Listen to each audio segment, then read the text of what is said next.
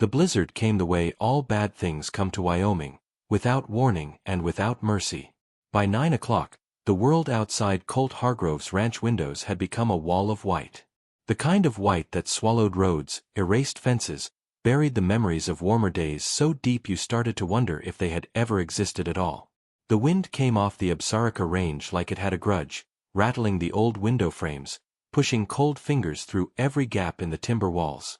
Colt didn't mind. He had been alone in this house for 6 years. Long enough to stop fighting the silence. Long enough to get comfortable in it, the way a man gets comfortable in a coat that's too big for him. Not because it fits, but because it's all he has. He was sitting by the fireplace with a mug of black coffee going cold on the side table when he heard it. At first, he thought it was the wind doing what the wind does on nights like this. Finding shapes, finding voices, pretending to be something it isn't. He had heard it before. The ranch had over 4,000 acres, and on bad nights, the sound traveling across that land could fool a man's ears into hearing almost anything. A coyote could sound like a woman crying. A loose barn door could sound like a gunshot. He turned the page of the book in his lap. But the sound came again. Higher this time. Thinner. Desperate in a way that had nothing to do with wind. Colt set the book down. He sat very still, the way he sat when he was reading sign on a trail. Patient, listening with his whole body, not just his ears. The fire cracked. The wind screamed. And beneath it, under all of it, something small and terrified was crying in the dark. A baby. He was on his feet before the thought fully formed. He pulled his coat off the hook beside the door and stepped into his boots in one fluid motion, 20 years of ranch life in his muscles. He unlatched the front door and the blizzard hit him like a wall, throwing snow into his face, stealing the breath right out of his lungs. He almost didn't see her. She was on her knees in the snow about 15 yards from the porch steps, collapsed forward, one arm braced against the ground, the other pressed tight against her chest. She was wearing a coat that was meant for a city, not a Wyoming winter, pale blue, thin, already soaked through with snow. Her hair was dark and frozen in strands against her face. She was shaking so violently she looked like she might come apart. And pressed against her chest, wrapped in what appeared to be a hospital blanket, was a baby. The baby was crying, that high, exhausted cry that comes when a child has been crying for so long their voice has started to give out. A sound that reaches into the oldest part of a person and grabs hold. Colt was down the porch steps before the door finished swinging behind him. He crossed the snow in seconds, dropping to one knee beside her, already reaching for the baby with one arm and sliding the other under her shoulders. "I've got you," he said. "I've got you." She looked up at him. Her eyes were gray, pale gray, the color of winter sky just before snow, and they were full of a terror so naked and raw it hit him somewhere he hadn't felt anything in a very long time. She was young. Early 30s, maybe. Beautiful in the way someone is beautiful when they have no idea they are, when they're too busy surviving to worry about it. She tried to speak. Her lips were nearly blue. Then, behind her, far down the long gravel drive that disappeared into the darkness and the storm, 2 headlights appeared. Moving slow. Too slow. The way headlights move when someone is looking for something. Her whole body went rigid. She grabbed his coat with one hand, her grip fierce despite everything, despite the cold, the exhaustion, the weight of the baby against her chest. She pulled herself close enough that he could feel her breath against his jaw, warm in all that cold. "Please," she whispered. Her voice was barely a sound. "Don't let them take my baby." Then her eyes closed, and she went limp against him. Colt didn't hesitate. He gathered her against his chest, baby and all, and he stood, and he carried them both up the porch steps and through the front door, kicking it shut behind him. He didn't look back at the headlights. Not yet. The warmth of the house hit her first. Colt would notice that later. The way her body seemed to reach for it, even in unconsciousness, turning slightly toward the fireplace. He laid her on the couch as carefully as he had ever laid anything down in his life, keeping the baby between them until he could work out the geometry of it. How to take the child without pulling too hard, without waking her, without causing harm. The baby solved the problem by grabbing his finger. Just like that. The tiny hand shot out of the folds of the hospital blanket and wrapped around his index finger with a grip that was startlingly strong for something so small. The crying slowed. The child looked up at him. Dark eyes, wet lashes, a little face red with cold and effort, and simply held on. Colt went very still.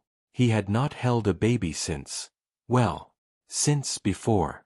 There had been a time when he and Rebecca had talked about children. A time when this house had been full of plans and light and future. That time was 6 years gone, and he had not let himself think about it very much. Because thinking about it was a particular kind of pain he had learned to route around, the way water routes around a stone. But this baby was holding his finger. And the crying had stopped. And something in Colt's chest did something he hadn't expected it to do. He let the baby hold on. He studied the woman while he could, while she was still, while there was a moment before whatever came next. Hospital scrubs visible beneath the open coat. A name badge clipped to the collar, half covered in snow that was already melting. Eliza Calloway, RN. A bruise on her left wrist, faded to yellow-green, old enough to be a week or more healed. Her breathing was shallow but steadying in the warmth. He looked at the baby again. 3 months old, maybe 4. A girl, if the pink edge of the blanket meant anything. Already calmer. Eyes drooping with the heavy, helpless sleep of the very young. He needed to call Doc Brannon. He needed to deal with those headlights. He needed to figure out what in God's name was happening on his property in the middle of the worst blizzard of the year. But first he did something he couldn't have explained to anyone, including himself. He lifted the baby.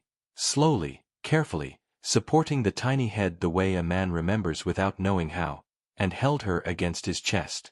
He stood in front of the fireplace and he swayed, almost imperceptibly, the way people do when they're holding something small and precious. The baby's eyes closed completely. Her breathing evened out against his chest. Outside, the blizzard raged. Inside, the fire burned. And Colt Hargrove, who had been alone for 6 years, who had built walls so wide and high they'd started to feel like landscape, stood in his living room holding a stranger's baby and felt something begin, very quietly, to change. Doc Brannon came at midnight, because Doc Brannon had been coming to this valley for 40 years and a blizzard had never stopped him yet. He was a small, weathered man in his 70s who smelled of pipe tobacco and antiseptic, and who looked at Eliza Calloway with the careful, unhurried eyes of someone who had seen most things and panicked over very few of them. He checked the baby first, temperature, color, breathing, and made a sound of quiet relief. Then he turned to Eliza. Hypothermia, early stage. She's young and she's strong. The cold got her, but it didn't take her. She'll wake up with a headache and about 6 years' worth of sleep debt, but she'll be all right. And the baby? Baby's fine. Better than she has any right to be, dressed like that in this weather. He glanced at Colt. That nurse kept her inside that coat the whole time, I'd guess. Gave her own warmth. He paused.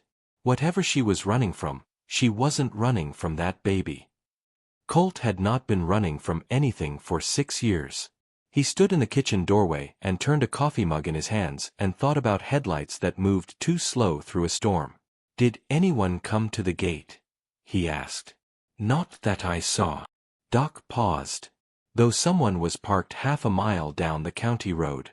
Engine running. I passed them on the way in. He studied Colt for a moment. You want to tell me what's going on? I don't know yet. Doc packed his bag. Well, keep her warm. Keep the baby fed. There's formula in that bag she was carrying, enough for a day or 2. Call me if either of them spikes a fever. He stopped at the door. Colt. Yeah.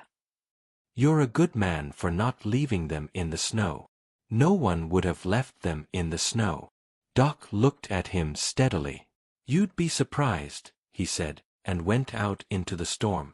She woke at dawn. Colt heard her before he saw her. A sharp intake of breath. The scramble of movement on the couch, the single word that came out of her like it had been pressed against her heart all night. Lily. He came into the living room with the baby already in his arms, because he had been sitting in the armchair across from her for the last 3 hours, watching them both sleep and refusing to examine the reason why. She sat up and saw him, and every muscle in her body locked. He held the baby out toward her, slowly, giving her time to read him, to understand he wasn't a threat. "She's fine," he said. "Fed at 4. Slept since then." Eliza stared at him. Her gray eyes moved from the baby to his face to the room around her, taking in the log walls, the fireplace, the boots by the door, the coffee on the side table. She was calculating. He could see it. She was a woman who had learned to calculate the danger in every room she entered. "You're safe here," he said. She looked at him for a long moment.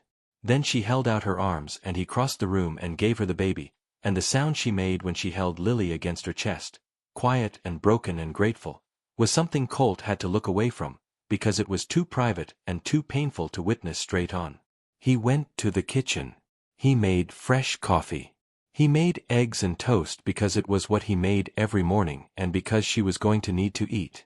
He worked without hurrying, without calling out to her, giving her the space to come back to herself.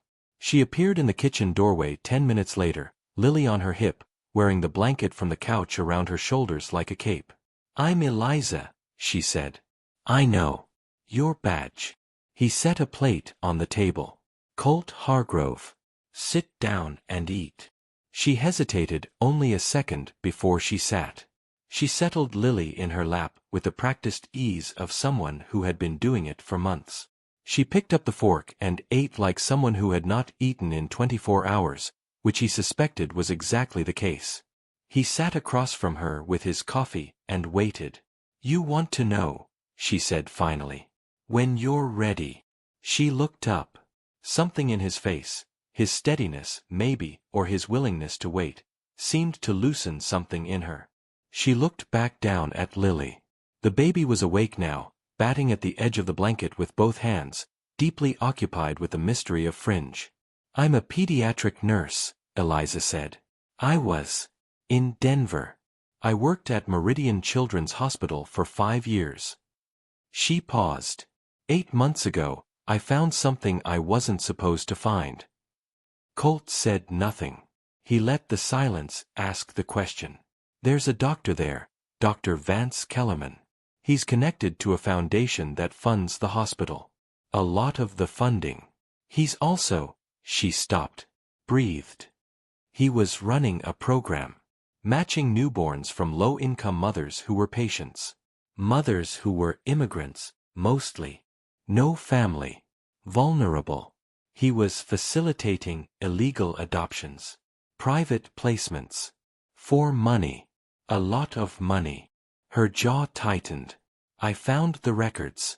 I shouldn't have been looking, but Lily's mother, my patient, she died 2 days after delivery. Complications. She had no one. And then Lily was just gone.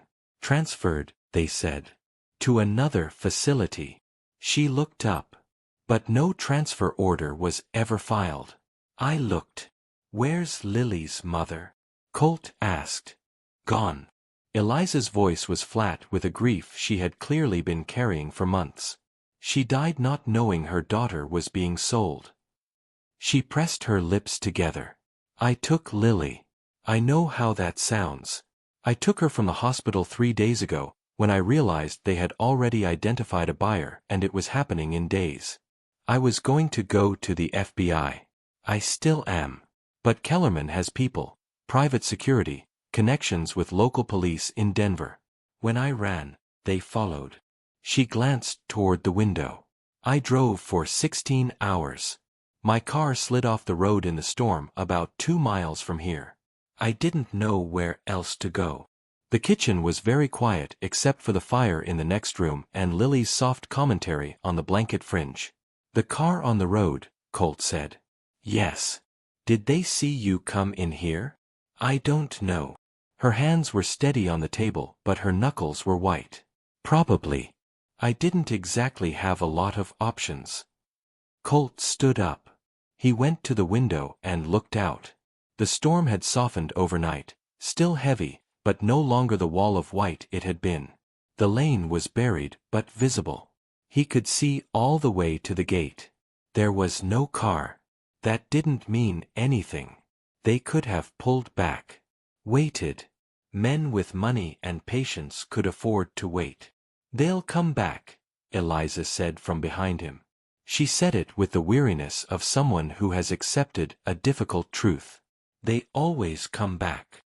He turned around. She was looking at him with those pale gray eyes, and there was something in them that was not quite a question.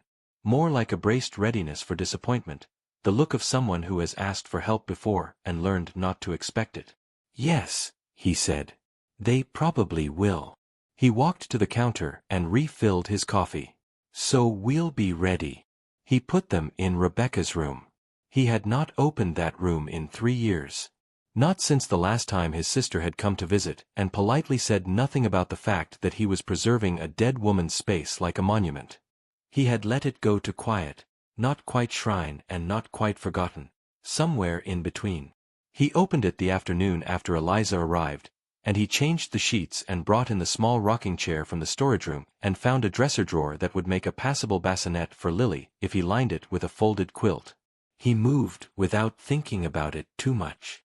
There was a practical problem, and he was a practical man. But he stood in the doorway for a moment before he called Eliza in, and he looked at the room, the lace curtain on the window, the blue quilt, the pressed wildflowers Rebecca had framed and hung on the wall years before she got sick, and he said goodbye to something very quietly, in the way men say goodbye to things when there is no one watching. Then he called down the stairs, and Eliza came up with Lily on her shoulder, and she walked into the room and stopped. "This is beautiful," she said softly. "It's warm.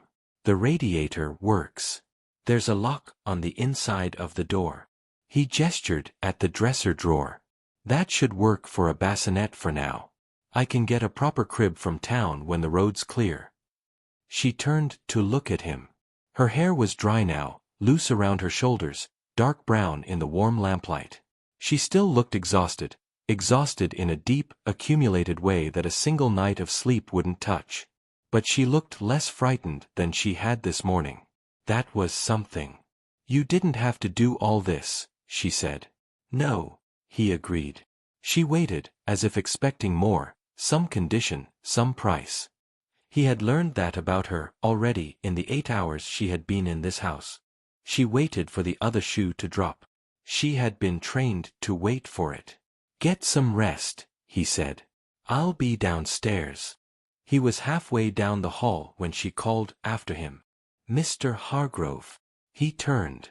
She was standing in the doorway with Lily tucked against her shoulder, the baby's dark eyes wide and wondering in the lamplight. She looked very young suddenly, and very alone, and very brave. "Thank you," she said. He nodded once. He went downstairs. He sat by the fire and stared at the flames for a long time, thinking about things he had spent 6 years not thinking about. That evening, she came downstairs with Lily and found him in the kitchen again. He was making soup, something simple and hearty, bone broth with root vegetables, the kind of food you make in winter when warmth is the whole point. She sat at the kitchen table, and Lily sat in the cradle of her crossed legs, and they were very quiet together while he cooked. And he was surprised to find that the silence was not uncomfortable. It was the baby that broke it. Lily had been watching Colt with the focused intensity that infants apply to anything that interests them, that wide-eyed, serious stare that looks like philosophy but is probably just the brain cataloging a new face. And then, for no apparent reason, she smiled. Not a gas smile. Not a reflex. A real, deliberate, gummy, full-faced smile aimed directly at Colt Hargrove as he stood at the stove with a wooden spoon. He stared at her. She smiled harder. Eliza, watching this exchange, felt something loosen in her chest, something that had been clenched tight for 3 days, for 8 months, maybe longer. She pressed her lips together, but she couldn't stop the small, surprised laugh that came out of her. Colt turned his head. He had the slightly stunned look of a man who has been ambushed. "She does that," Eliza said. Her voice was warm with it. "She just decides she likes someone and that's it. You're stuck." He looked back at Lily, who was still smiling at him with complete and uncomplicated joy. He looked at her for a long moment. Then something shifted in his face. Not a smile, not quite, but the territory just before one. A softening around the eyes that made him look, suddenly, entirely different. He said, and turned back to the soup. But he brought the bowl to the table and sat down across from Eliza, and he cut the bread, and they ate together in the lamplight with Lily between them making small sounds of contentment, and it felt, strange to think it, premature to think it, it felt like something that had been missing from this kitchen for a very long time. The fever came at 2 in the morning, 4 days in. Eliza heard it first, Lily's cry changing quality, moving from hunger to distress, and she was up before she was fully awake, her nurse's body responding before her mind did. She got to the dresser drawer bassinet and felt Lily's forehead and went cold. She was hot. Too hot. The kind of hot that, on an infant, especially an infant who had been exposed to extreme cold days before, meant something. Eliza moved fast. She had Lily wrapped and in her arms and was out the door and into the hallway before she realized she didn't know where anything was. Medicine, thermometer, the nearest warm room. She had been in this house less than a week, and she was afraid. She knocked on the door at the end of the hall. It opened in seconds. Colt was already awake, or perhaps he had never been fully asleep. He looked at her face, then at Lily, and he was moving before she spoke. Thermometer, she said.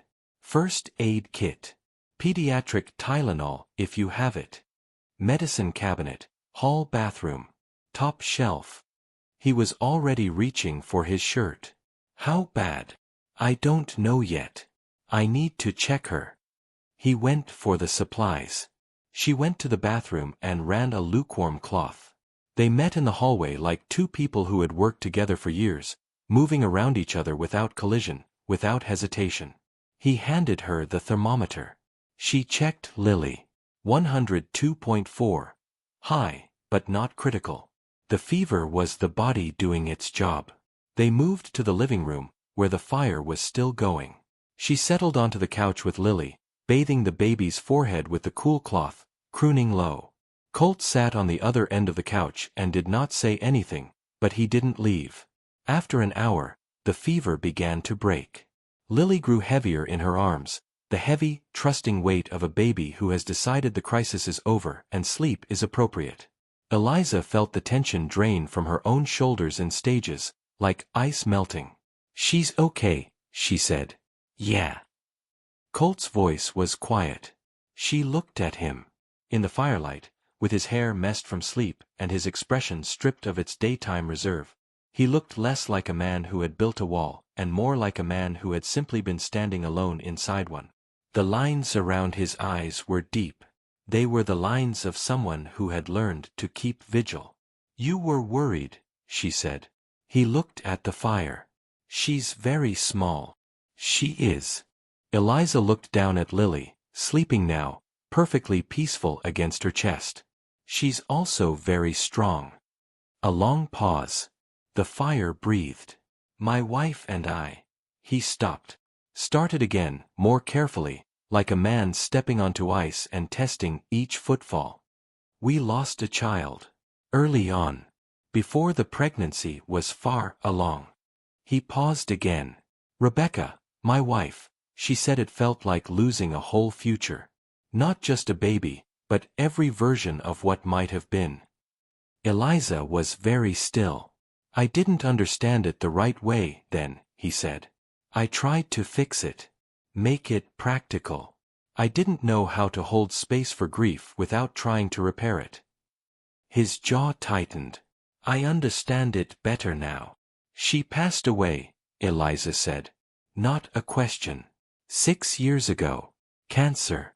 Quick, in the end. He was quiet for a moment. I kept the ranch going. I didn't know what else to do. Eliza thought about all the rooms in this house, the way they were kept, clean and quiet and somehow waiting. The way he moved through them. The way he sat in the armchair and watched them sleep because he couldn't quite leave. You've been very alone, she said softly. He looked at her. So have you. She felt the truth of it more than she expected to. Her mother had died 2 years ago. She had no siblings. She had poured herself into her work and her patience and told herself that was enough, that the caring she gave out would eventually account for the caring she didn't receive. She had believed it until the night she held a dying mother's hand and promised to protect her child. Yes, she said. They sat with that for a while. Lily breathed softly between them. The fire settled into coals. At some point, Eliza fell asleep with Lily on her chest, and Colt, rather than wake her, quietly spread the spare blanket over both of them, and went to the armchair, and sat through the rest of the night. He had never considered that sitting up for someone else could feel like the opposite of lonely. He considered it now. He had to go to town on day 6. The roads had cleared enough for the truck, and there were things that couldn't wait. Supplies, formula, the conversation he needed to have with Sheriff Dale Pruitt, who was 62 years old and 4th-generation Wyoming and the least corruptible man Colt had ever met. He told Eliza where he was going and what he intended to say, and she gripped the counter and nodded with the careful control of someone managing fear by sheer will. "Dale is good people," he said. "He won't report to anyone he doesn't trust. Kellerman has resources. Money reaches everywhere."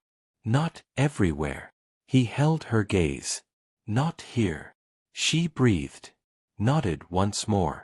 He left her with his satellite phone number and his foreman's number and the instruction to call the first and the second and then get to the barn if anything happened, because the barn had a lock that required a hydraulic cutter to break.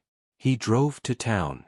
Wind Creek, Wyoming had 800 people, 1 diner, 1 bar, 1 church, and no tolerance for outsiders who came to their valley with ill intentions.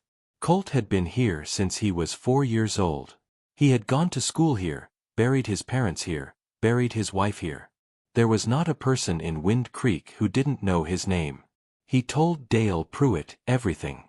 Dale listened with his hands folded on his desk, and his face very still, and a look in his eyes that moved from concern to anger in the gradual, patient way of someone who has seen what money does to men and has never made peace with it.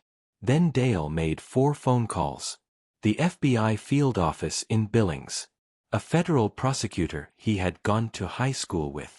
His counterpart in Denver. And his own deputy, who was 26 and loyal as a border collie, and who Dale sent to park his personal vehicle, not the patrol car, on the far side of Hargrove land as a quiet deterrent. "They're watching the place?" Dale asked. "Had a car on the road the first night. Haven't seen one since, but I'm not counting on that meaning anything." "No." Dale stood up and put on his coat. "It doesn't." He fixed Colt with a look. "You vouching for this girl?" Colt thought about it for half a second. "Yes." Dale nodded.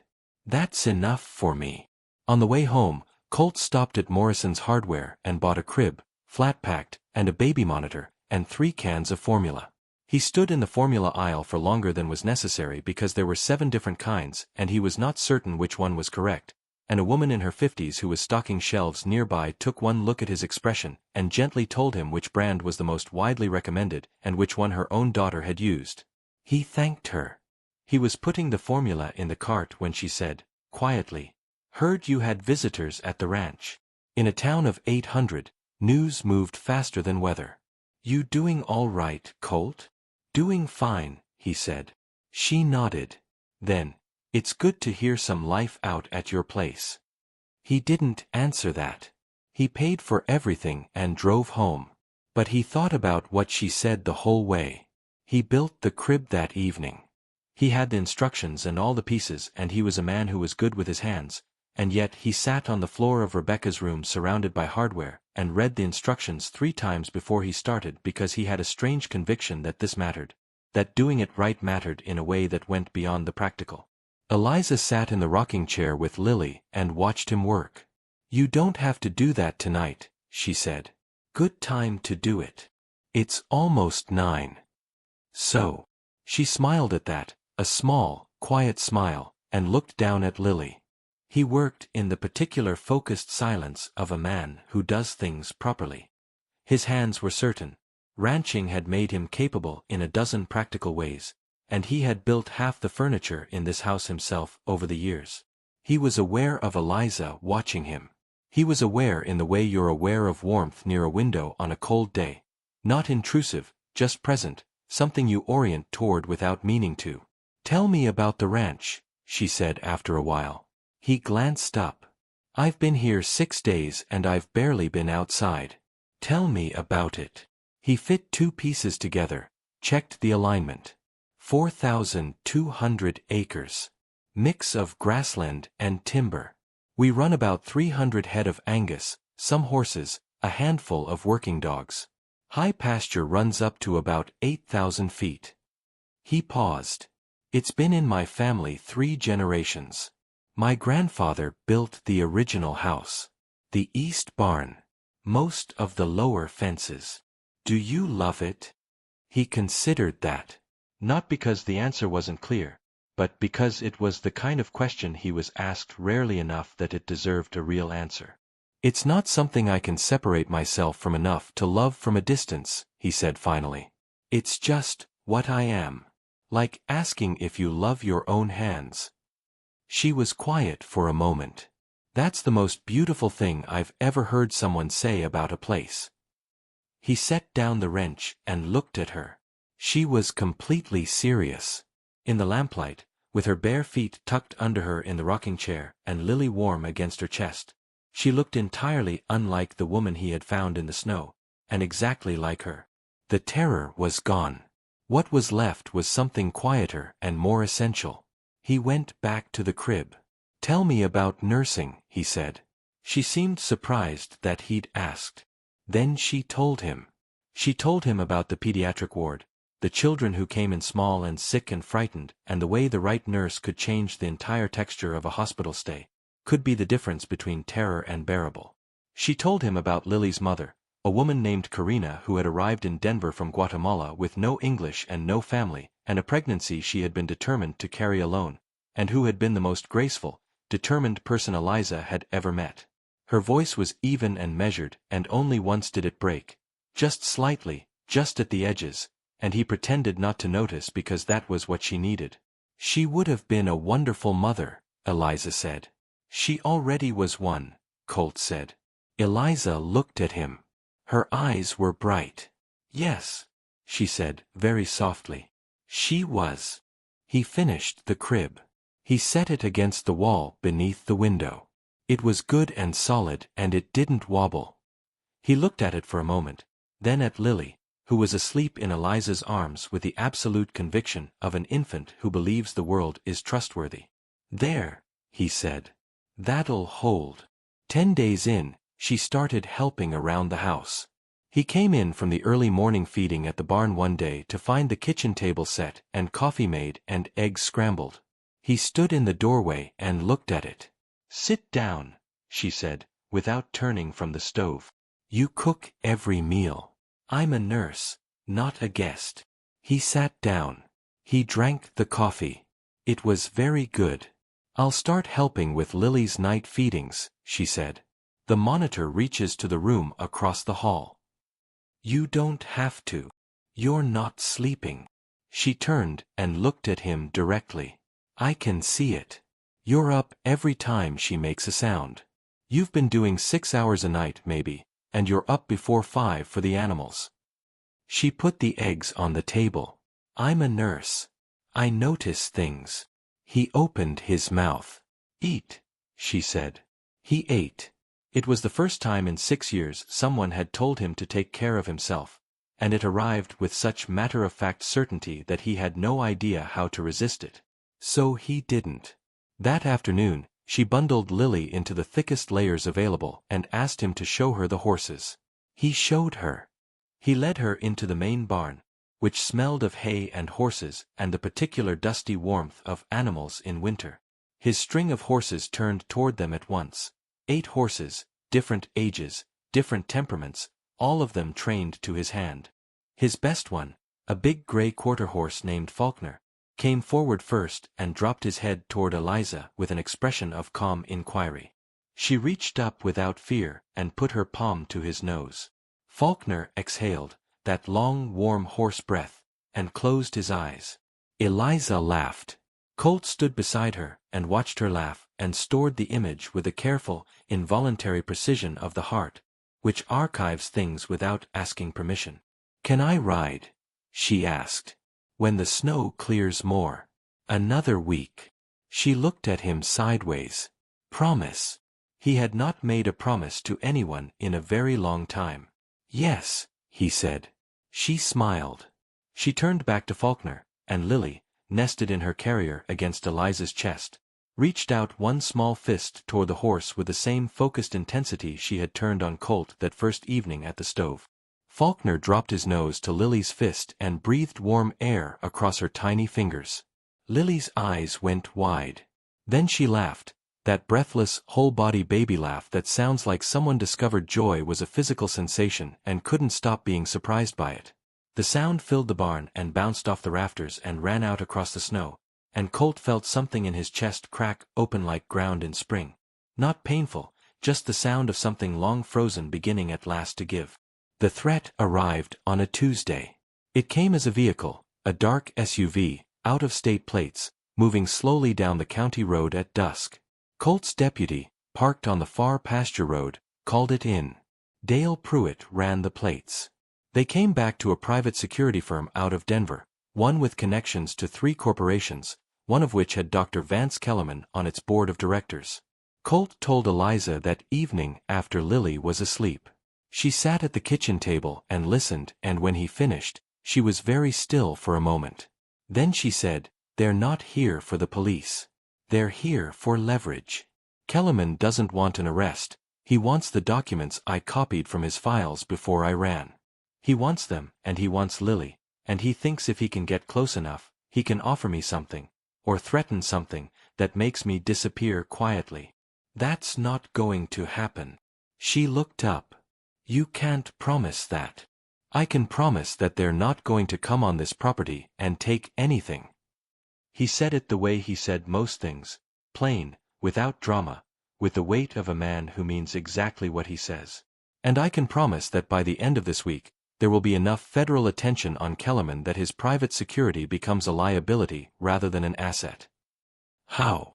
"Dale has been working it. The FBI contact in Billings is moving. The federal prosecutor needs your documents." He held her gaze. "Can you get them to him?" "I have them. On a drive." She had gone very still, the way people go still when they realize the plan they've been surviving on might actually work. "I've had it with me the whole time." "Good." He pushed a mug of tea toward her. She hadn't asked for it. He had made it because she held her mug when she was anxious, the way other people held their hands. He had noticed this. "Give it to Dale tomorrow. He'll get it to Billings." She wrapped both hands around the mug. He was right that it helped. She could feel her breathing slow. "I keep waiting," she said quietly, "for you to want something from me." He looked at her. "Everyone wants something," she said. "I've learned that. Help doesn't come without a price. Kindness isn't free." Her voice was steady but her eyes were honest, and what was in them was not accusation. It was old, deep exhaustion. The kind that comes from learning a hard lesson too many times. "I don't know what to do with someone who just helps." He was quiet for a moment.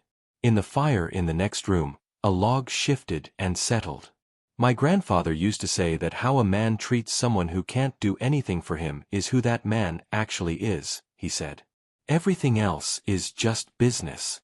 He looked at his coffee. "You and Lily showed up in a storm.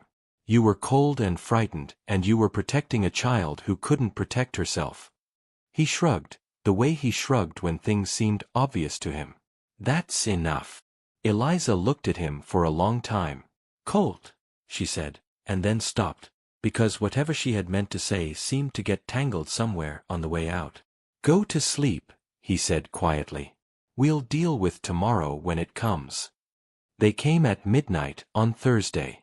2 of them. They came on foot, which meant they had parked off the road and walked, which meant they had planned for the fact that a vehicle would be visible. Colt's deputy saw them on the back camera that Colt had installed on day 4. He called Colt at 11:47. Colt was already awake. He dressed in 45 seconds and went to Eliza's door and knocked once. She opened it immediately. She had been awake too, Some instinct that didn't require explanation between two people who had both learned to sleep lightly. "Two men coming from the east pasture," he said. "You and Lily stay in this room. Lock it. Don't open it for anyone but me. My voice. You'll know mine. Colt. You'll be all right." He looked at her. Really looked at her, in the low light of the hallway with Lily on her shoulder and her gray eyes steady with the courage she had been carrying alone for months. He put his hand on her shoulder once, briefly. "I've got you." He went downstairs. What happened in the next 20 minutes would be summarized later in a sheriff's report as a lawful detention of trespassing individuals. Dale Pruitt arrived 6 minutes in. His deputy from the east side of the property had them contained by the time Dale got there. Neither man resisted. They were professionals who recognized when the calculation had shifted. By 12:30, they were in the back of Dale's vehicle. By 2 in the morning, the FBI contact in Billings had enough to move on Kellerman directly. The financial records on Eliza's drive, combined with the testimony of the detained men, who were, as professionals often are when faced with serious federal time, willing to talk, unraveled the case in a matter of days. Colt came back inside at 1 in the morning, snow in his hair, and knocked on Eliza's door. She opened it. She looked at his face and read everything she needed to know. "It's over," she whispered. "Getting there." He looked at Lily, asleep against her shoulder, entirely unconcerned. "It'll take a few days to process. But they have what they need. Kellerman will be arrested by the end of the week." Eliza stood in the doorway of the room that had once belonged to another woman, and she looked at this man who had kept watch all night and would be up again before dawn for the animals, and her eyes filled, not with fear this time. Something different. Something she had not felt in a very long time. "You can stand down," she said softly. "You don't have to keep watch." "I know," he said. "Get some rest." He went back downstairs. He sat by the fire. He didn't need to keep watch anymore. He knew that. But he sat there anyway, in the quiet house, listening to the sound of two people sleeping safely overhead, and he didn't feel like moving. Spring came the way spring comes to Wyoming, grudgingly, in fits and starts, then all at once.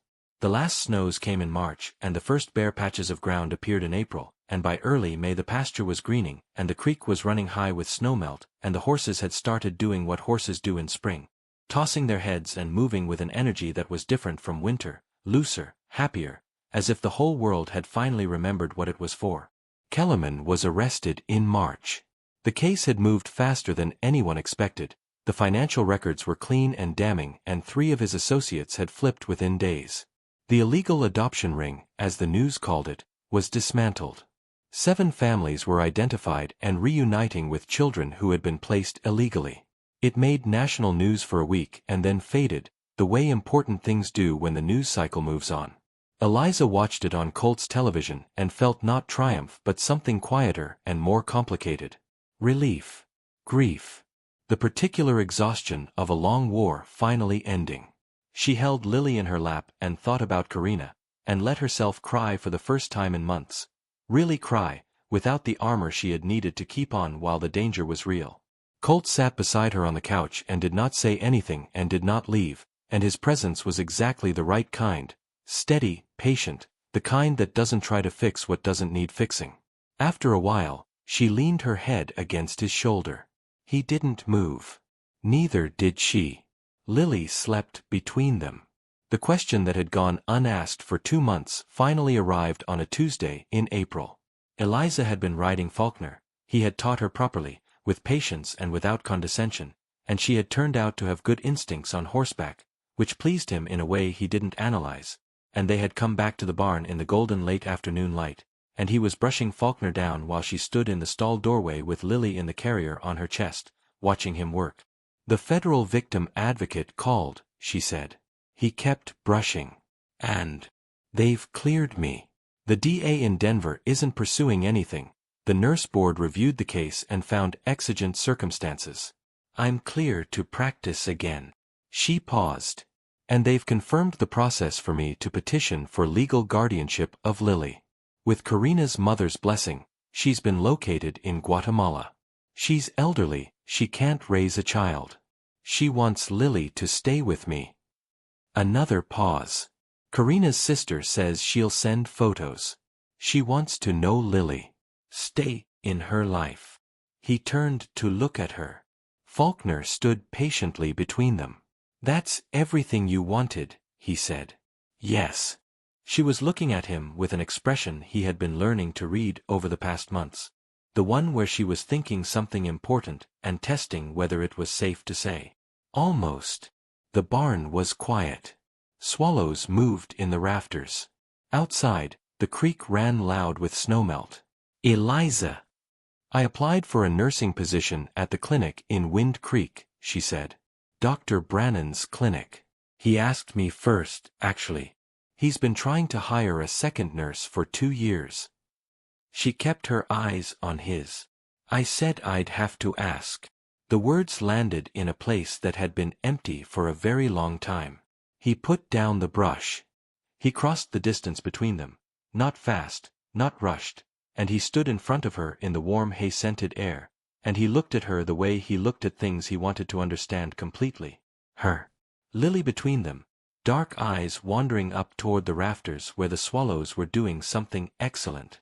Ask, he said. Is there room here? She said. For us. He raised his hand and very carefully, very deliberately, tucked a strand of her dark hair back behind her ear. His thumb brushed her cheek as he did it, and she closed her eyes for a half-second, and when she opened them they were bright. There's been room for a long time, he said quietly. I just didn't know what I was keeping it for. She breathed. She reached up and put her hand against his jaw, rough with stubble, warm from the afternoon sun that came through the barn doors, and she simply held it there for a moment, the way you touch something you want to be sure is real. Lily, apparently feeling left out, grabbed Colt's shirt with both fists. He looked down at her. She looked up at him with her mother's gray eyes, or rather the eyes that would be her own eyes in time, entirely her own. She smiled. That wide, certain, entirely trusting smile that she had been aiming at him since that first evening at the stove. He laughed. It surprised him, low and genuine, the kind of laugh that comes from somewhere you'd forgotten was there. He covered her small fists with his big hand, and she grabbed his thumb, and he shook his head like a man who has lost an argument he didn't know he was having. Yeah, he said. Okay. The May morning arrived clear and cold and brilliant. Eliza stood on the porch in the early light with her coffee. His blend, dark and strong. She had developed the habit slowly without meaning to, and she watched the mountains. The Absaricas were showing every color they had, the white of high snowpack and the dark green of the timber and the brown of the lower slopes coming alive, and the sky above them was the particular blue that only seems to exist at elevation, a blue so clean and deep it made you feel like you could reach up and press your hand against it. Inside the house, she could hear Colt. She could track him by sound now. She had learned the grammar of his movements, the boot fall on the kitchen floor, the specific creak of the third step, the sound the coffee maker made when he refilled his mug. She could tell the difference between the silence that meant he was reading, and the silence that meant he was thinking, and the silence that meant he was watching her from the doorway with that look in his eyes that he probably didn't know was visible from a mile away. She heard him now. Boot fall on the kitchen floor. The creak. The screen door opened and he came out onto the porch, Lily on his arm. He moved with her the way he had learned to move with her over months, one hand supporting her back, the other ready, his body slightly angled to shelter her from any draft or stumble. Lily was 8 months old now, and deeply interested in the world, and absolutely certain that Colt's shoulder was the best vantage point available. She sat up straight against him, looking at the mountains with the same gravity he did, one small fist wrapped around his collar. He came to stand beside Eliza at the porch rail. For a moment, neither of them spoke. Down in the paddock, Faulkner and 2 of the Mares were moving in the morning light, unhurried, happy. The creek ran bright in the distance. Somewhere up in the timber, a meadowlark was singing, the sound of Wyoming in spring, clear and piercingly sweet. The ranch laid itself out before them the way it had for 3 generations, patient and vast and deeply, quietly alive. Lily reached out toward the mountains with one hand, fingers spread, as if she could touch them. As if the world was right there, within reach, and she saw no reason not to try. Eliza looked at her and felt the thing she felt every morning, the thing she had learned to trust, that this was real. Not the dream of safety or the memory of warmth, but the actual fact of it, under her hands, in her lungs with every breath. She had run through a blizzard with nothing but a baby and a prayer, and she had landed here, in this life, with this man, and it was so far from anything she had allowed herself to plan for that sometimes it still felt like it required verifying. She leaned her head against Colt's shoulder. He turned his head and pressed his lips to her hair, brief, quiet, certain. The way he was certain about everything he committed to. Lily turned from the mountains to look at them both, apparently deciding the important things were happening here and not out there. She looked at Eliza. She looked at Colt. She appeared to reach some internal conclusion. Then she put her hand on Eliza's cheek with a baby's uncomplicated tenderness and cooed. A sound of absolute contentment. The declaration of a small person who has taken stock of her world and found it satisfactory. Colt exhaled, slow, deep, the breath of a man putting down a weight he had been carrying for so long he had forgotten what his hands felt like without it. He looked out at his land, his horses, the mountains, the morning. "This is good," he said quietly. It wasn't poetry. It wasn't a speech. It was just the truth, stated plain by a man who did not spend words unless he meant them. And it was everything. The meadowlark sang. The horses moved through the morning light. Lily's hand stayed soft against Eliza's face. And for the first time in longer than she could remember, Eliza Calloway did not look over her shoulder. She was already home.